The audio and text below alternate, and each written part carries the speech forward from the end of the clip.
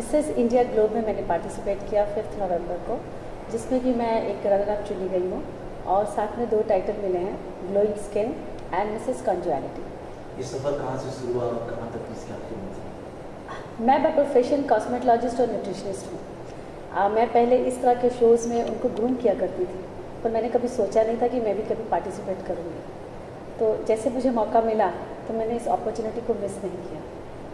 India globe 2005 जीतने के बाद कैसा महसूस करेंगे? इस तरह के टाइटल जीतने से क्या लगता है कि आपके अंदर थोड़ा कॉन्फिडेंस लेवल बढ़ जाता है।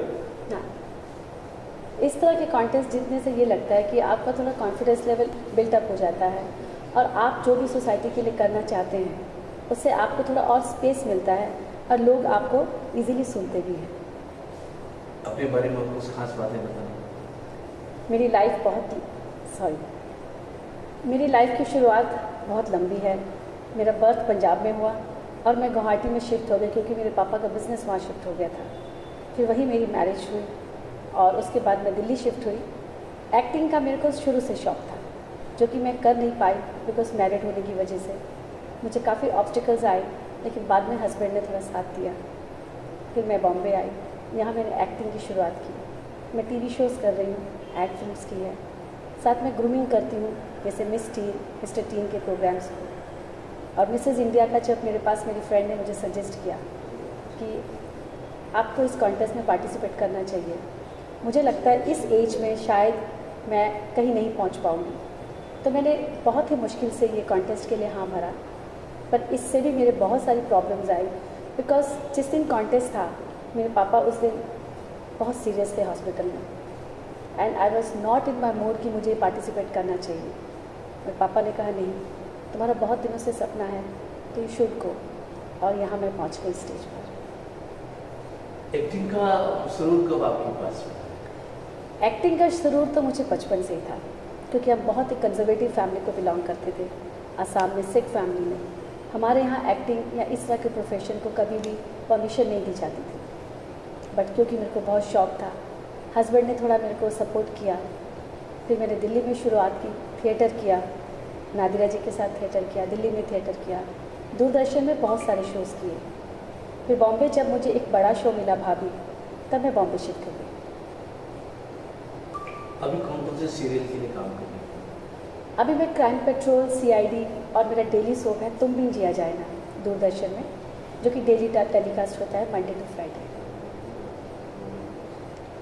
मॉडलिंग में आप आगे और कौन से मुकाबले समझ सकते हैं और कौन कौन से प्रोग्राम आगे?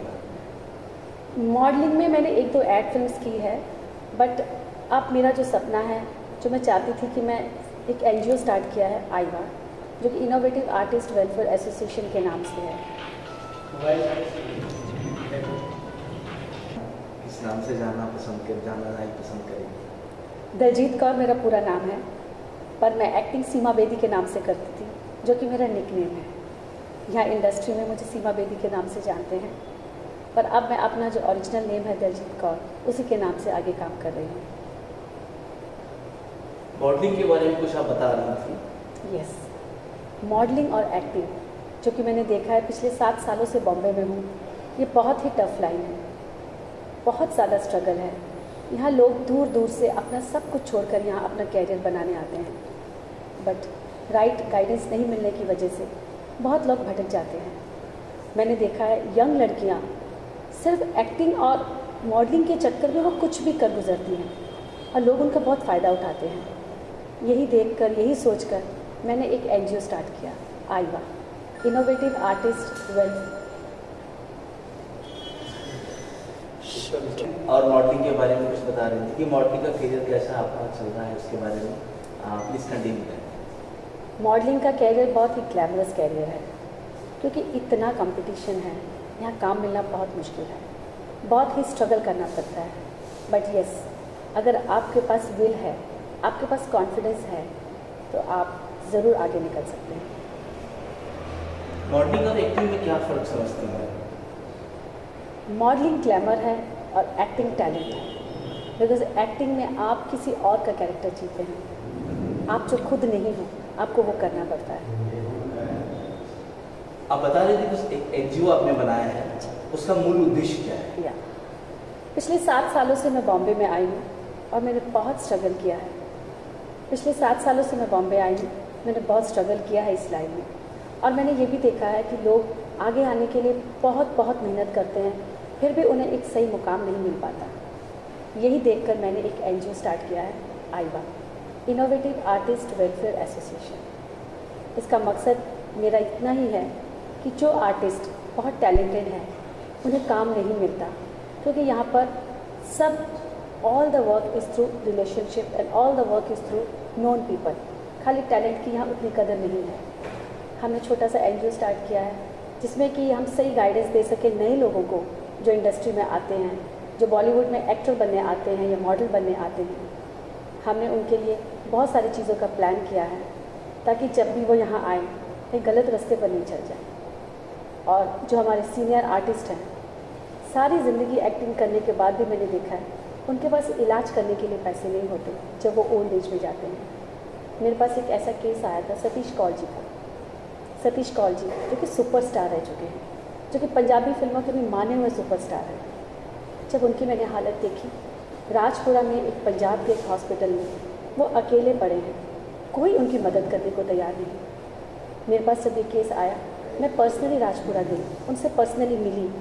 उनके लिए मैंने फेसबुक पे एक प्रोग्राम डाला जहाँ से मुझे एक बहुत अच्छा खासा कलेक्शन मिला, जो पर्सनली मैं उन्हें जाकर देकर आई।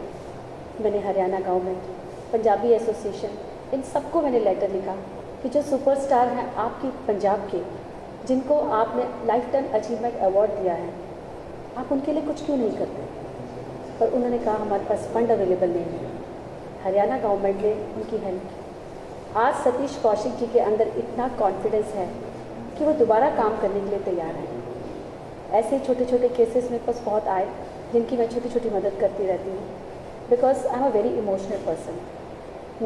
मेरा सपना है कि मैं हर महीने एक ऐसा इवेंट करूँ और इस तरह के कलाकारों को आगे स्पेस दूँ, उनकी हेल्प करूँ, उनके लिए कम से कम इंश्योरेंस तो प्रोवाइड कर ही दूँ। दलजीत कौर जी, आपका जो NGO है स्ट्रगलरों के लिए क्या बेनिफिट प्रोवाइड करेगा? यस, स्ट्रगलर्स के लिए, क्योंकि मेरे को 7 साल हो गए इंडस्ट्री में, अब मेरे कुछ अच्छे खासे कॉन्टैक्ट्स कास्टिंग वालों के साथ भी हैं, क्योंकि मैं काम कर चुकी हूँ। तो जो स्ट्रगलर्स यहाँ आएंगे उनको हम गाइड करेंगे, उनके लिए हम प्लेस तैयार करेंगे जो कि पूरे इंडिया में उनके प्लेस को हम चलाएंगे। डायरेक्टली हम उन्हें काम देंगे। ऐसा नहीं है कि they will have to undergo some stress और they have to undergo some negativity which is going around. Film industries में कॉम्प्रो करके कुछ ऐसा एक वर्ड आता है जो हम लोगों ने सुना है, उस बारे में कुछ बताना चाहेंगे? कॉम्प्रो नाम का जो वर्ड है ये बहुत ही ज़्यादा फैला हुआ है, इसके बारे में ज़्यादा कुछ नहीं बोलूँगी।